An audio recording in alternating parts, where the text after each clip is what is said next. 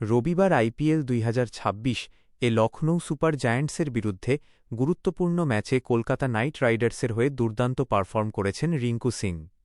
প্রতিযোগিতায় বাকি সবকটি ম্যাচই কেকেআরের জন্য ডু অর ডাই।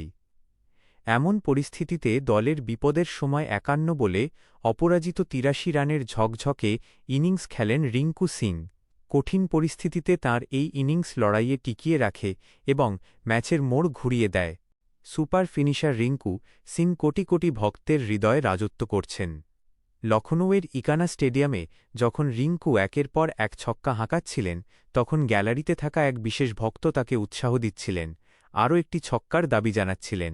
তিনি প্রিয়া সরোজ, রিঙ্কু সিংয়ের বাগদত্তা এবং মছলি শহরের সাংসদ। কয়েক মাস আগেই তাঁদের বাগদান হয়েছে।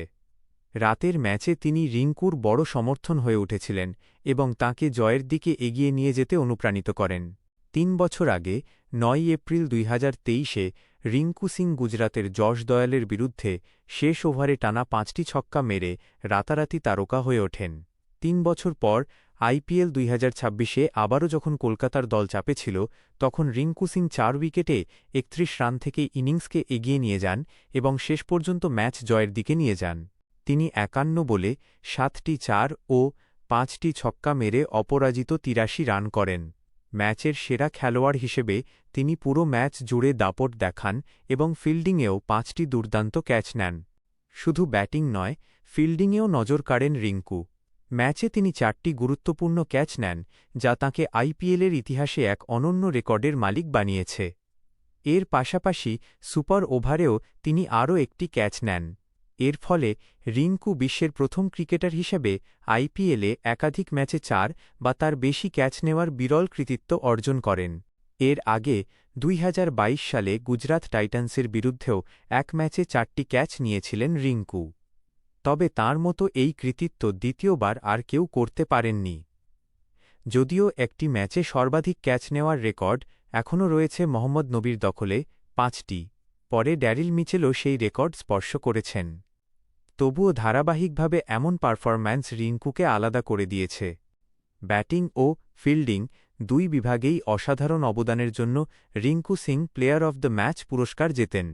এই জয়ের ফলে কেকেআর চলতি মরশুমে দ্বিতীয় জয় তুলে নেয়। ৮ ম্যাচে ৫ পয়েন্ট নিয়ে তারা এখন পয়েন্ট টেবিলের অষ্টম স্থানে রয়েছে। রিঙ্কুর এই পারফরম্যান্স দলকে নতুন করে আত্মবিশ্বাস যোগাবে বলেই মনে করা হচ্ছে। কলকাতা নাইট রাইডার্স দল তাদের সামাজিক মাধ্যম এক্সে একটি সুন্দর ভিডিও শেয়ার করেছে, যেখানে রিঙ্কু সিং ব্যাটিং করছেন এবং প্রিয়া সরোজ তাকে উৎসাহ দিচ্ছেন। প্রিয়াকে বলতে শোনা যায়, আর একটা রিঙ্কু। এই ইনিংসের পর তিনি আরও বলেন, আমরা খুব খুশি এবং ও যা খেলেছে সেটা আমাদের শ্বশুরমশাইয়ের জন্য। আমরা ওকে খুব মিস করছি। মরশুমে আইপিএলে রিঙ্কুর শুরুটা বেশ কঠিন ছিল। তার বাবা খানচন্দ সিংয়ের এই বছরের ফেব্রুয়ারিতে মৃত্যু হয়েছে। তিনি বাবার খুব কাছের ছিলেন। তবুও রিঙ্কু দ্রুত নিজেকে সামলে নিয়ে ক্রিকেট ও দলের প্রতি নিজের প্রতিশ্রুতি অটুট রেখেছেন। লখনৌয়ের বিরুদ্ধে অপরাজিত ৮৩ রানের আগে রাজস্থানের বিরুদ্ধেও তিনি অপরাজিত ৫৩ রানের একটি গুরুত্বপূর্ণ ইনিংস খেলেছিলেন।